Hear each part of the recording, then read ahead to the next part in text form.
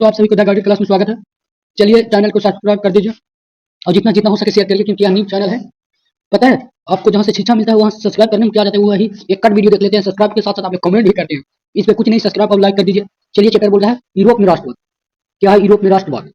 चलिए पहला क्वेश्चन, 1871 में कौन सी संधि हुई थी? तो फैक्ट फैक्टर की संधि। क्या था फैक्ट फैक्टर की संधि? चलिए अगला क्वेश्चन बोल रहा है 1830 की क्रांति के बाद फ्रांस में किस प्रकार का शासन स्थापित हुआ? तो सैद्धांतिक राजतंत्र, सैद्धांतिक राजतंत्र। चलिए जर्मनी के एकीकरण के लिए कौन उत्तरदायी था? पता है जर्मनी के एकीकरण क्या? जर्मनी के एकीकरण के लिए कौन उत्तरदायी था? एकदम क्वेश्चन जो गोला लगा हुआ है ना, क्वेश्चन आप लोग ज्यादा ध्यान दीजिएगा। तो देखिए इटली के एकीकरण के लिए मेजनी, गेरिबाल्डी, अकबर कबूल, पर इसमें जर्मनी ने बोला है तो बिस्मार्क हो जाएगा। चलिए आगे बढ़ता हूँ। फैक्ट फैक्टर की संधि किस वर्ष हुई थी? बोल रहा है फैक्ट फैक्टर की संधि किस वर्ष हुई थी? 1871 में। कब? 1871 में। क्वेश्चन आपके लिए एडवांस। सेडॉन की संधि देखिए, हाँ टिक लगा दिया हूँ। 1870 में सेड हुआ, जिससे सेडॉन का 1870 में हुआ था। चलिए आगे। इटली के एकीकरण में किसका संबंध नहीं है? हम क्या बोले थे? इटली के एकीकरण में गेरिबाल्डी, कबूल और मेजनी का है, पर बिस्मार्क है नहीं। बिस्मार्क तो जर्मनी के एकीकरण में है, इसलिए इसका आंसर बिस्मार्क हो जाएगा। चलिए आगे बढ़ते हैं। जितना जितना हो सके, बार बार मैं बोल रहा हूँ कि चैनल न्यू है, सब्सक्राइब और यहाँ सब्सक्राइब और वीडियो को लाइक कीजिए और शेयर कीजिए चैनल को, क्योंकि इस पर आपको सारी सुविधा मिल जाएगी। चलिए आगे बढ़ते हैं। इटली के एकीकरण के विरोध में कौन था? इटली के एकीकरण के विरोध कौन था? ऑस्ट्रिया। यह नहीं चाहता था कि इटली के एकीकरण पूरा हो सके, इटली और जर्मनी के, इसलिए इटली के एकीकरण पूरा करने के लिए मेटरनिंग ने बाहर से सेना लाकर इटली को पराजित कर इटली और जर्मनी को एकीकरण पूरा किया। चलिए आगे। इटली के एकीकरण के प्रमुख वास्तुकार को, इटली बोला ना, प्रमुख वास्तुकार से देखो इनमें सभी रहता था मार्टी पर, प्रमुख था बिस्मार्क। चलिए आगे बढ़ते हैं। नहीं इटली नहीं, जर्मनी होगा। हाँ जर्मनी नहीं, इटली तो बिस्मार्क कैसे होगा? जर्मनी इसका होगा। चलिए आगे बढ़ते हैं। लाइट कम कर लेते हैं, रुकिए थोड़ा। कैसा रंग लगा? ब्लैक देखते हैं चला के। नहीं ये ठीक नहीं रहेगा, ये भी ठीक नहीं रहेगा। चलिए ये तो अच्छी कलर है, रेड सब अच्छा रहेगा ना। तो हाँ ये ग्रीन कलर। चलिए आगे बढ़ते हैं। क्या बोल रहा है? हाँ जर्मनी के एकीकरण के प्रमुख वास्तुकार था तो कौन? तो बिस्मार्क। चलिए आगे बढ़ते हैं।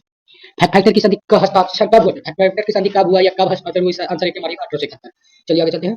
कौन कबूर को विक्टर मुनिया पर किस पद पर नियुक्त किया था? प्रधानमंत्री। क्या प्रधानमंत्री ऐसे करेगा? प्रधानमंत्री को किस पद पर नियुक्त किया गया था? पर ना प्रधानमंत्री को विक्टर मुनिया ने कौन सा पद नियुक्त किया था? प्रधानमंत्री। अब प्रधानमंत्री पर किसे नियुक्त किया गया था? कोर्ट कबूर। ये क्वेश्चन बने। चलिए आगे चलते हैं। रक्त लोक की नीति बिस्मार्क ने। चलिए आगे। यूरोप का मरीज कहा जाता है तुर्की को, किसे? तुर्की को। चलिए आगे चलते हैं। यंग, क्या बोला? यंग यूरोप का संस्थापक कौन था? तो मेजनी, यंग यूरोप में मेजनी। चलिए आगे। टीपू सुल्तान कहाँ के शासक थे? मैसूर। चलिए आगे क्या बोल रहा है? किस युद्ध के बाद जर्मनी के कारण पूरा हुआ? सीडॉन की युद्ध। चलिए आगे चलते हैं। गेरिबाल्डी कैसे थे? नाविक। चलिए आगे चलते हैं। जर्मनी रंग का निर्माण किस वर्ष हुआ था? किसने किया था जर्मन रंग का निर्माण? 1844 ईस्वी में, नहीं 1834 ईस्वी में, तो नेपोलियन बोनापार्ट। चलिए आगे क्या बोला? सन 1870 में फ्रांस और प्रासा के बीच युद्ध कहाँ हुआ था? तब बोले ना 1870 सेडॉन, 1871 सेडोवा, 1871 18171। चलिए आगे चलते हैं। इटली के एकीकरण से किसे योगदान था? इटली के एकीकरण में सबके। चलिए आगे चलते हैं। बीना कांग्रेस 1815 में हुआ था। चलिए आगे।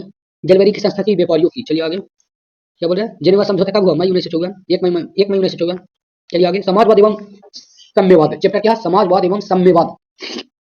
चलिए आगे। युद्ध और शांति, वॉर एंड पीस। युद्ध यानी वॉर एंड शांति को बोलते क्या मीनिंग होता है? पीस। किस लेखक के द्वारा लिखित है? युद्ध एंड शांति किस लेखक के? तो टॉलस्टॉय। टॉलस्टॉय कैसे लेखक थे? रूसी आता है। कॉल मार्क्स जन, कॉल मार्क्स किस पुस्तक के अनुवादक थे? 1867 में। तो 10 कैपिटल और कम्युनिटी 1848 में, भी दोनों। डेट भी मैं बताते चल रहा हूँ क्योंकि ये न्यूज चैनल आप जितना शेयर कीजिए आपको इस पर हर तरह की सुविधा दिया जाएगा। और जल्द ही बड़ा बोर्ड ला रहा हूँ, बोर्ड पर पढ़ाया जाएगा। चलिए आगे चलते हैं। रूस बोल्शेविक की क्रांति की नीति किसने किया था? तो लेनिन ने। चलिए आगे चलते हैं। क्या बोले? समाजवादी बाइबल कहा जाता है 10 कैपिटल। आगे। साम्यवादी शासन का प्रयोग रूस में, समाजवादी रूस में। अच्छा पूंजीवादी अमेरिका। देखिए पूंजीवादी रहेगा ना तो आप लोग कहाँ मारिएगा? अमेरिका। चलिए आगे चलते हैं। कौन मार्क्स का जन्म कहाँ हुआ था? जर्मनी में। वैश्विक क्रांति का हुआ था नवंबर 1917। इसे पहली क्रांति जानते हैं तो फरवरी क्रांति के नाम से। चलिए आगे। दास कैपिटल प्रकाशन 1867 हम पीछे बताए थे। और कम्युनिटी दास कैपिटल समाजवादी घोषणा पत्र 1848 मारिएगा। वॉर एंड पीस पीछे भी बताए तो टॉलस्टॉय। चलिए आगे मारिएगा। मॉक्स ने 1867 में कौन सी 10 कैपिटल 1867 में प्रकाशित किए थे? चलिए आगे। बेस्ट लीटो की संधि थी रूस और जर्मनी के साथ। चलिए आगे। निम्न से किसी समाजवाद का संस्थापक कहा जाता है? कॉल मार्क्स को। चलिए आगे। समाजवादी घोषणा पत्र का हुआ था? कॉल मार्क्स और एंगल्स दोनों मिलकर 1848 में किए थे। देखिए यहाँ डेट दिखा देते हैं। रूस कृषि दासतक प्रथा 1861 में किया गया था। अगला रूस में रोजगार का था रूस का सम्राट। चलिए आगे। रॉबर्ट ओवन कहाँ के निवासी थे? ब्रिटेन के। चलिए आगे। तीसरा हिंची में राष्ट्रवाद का आंदोलन फ्रांसीसी नागरिकों के द्वारा। चलिए आगे। हिंची पहुंचने वाले पुर्तगाली। चलिए आगे। अंकोर वाट का मंदिर कहाँ है? तो कंबोडिया में। और किसने निर्माण किया था? सूर्यवंश द्विवेदी आगे गया है।